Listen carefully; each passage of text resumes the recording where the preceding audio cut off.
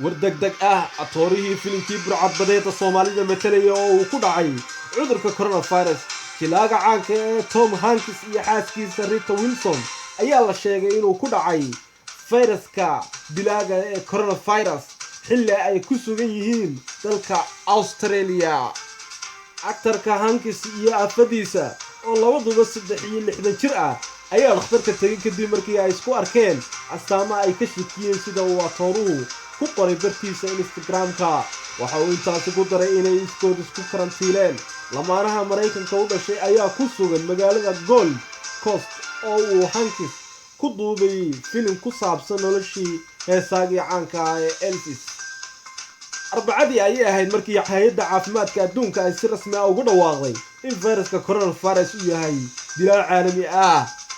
Hanks ayaa Instagram-kiisa ku qoray waxaan dareemay daal sida anigoo qabow fara badan iyo xoogaa jir cuncun ah sidoo kale qandho kooban.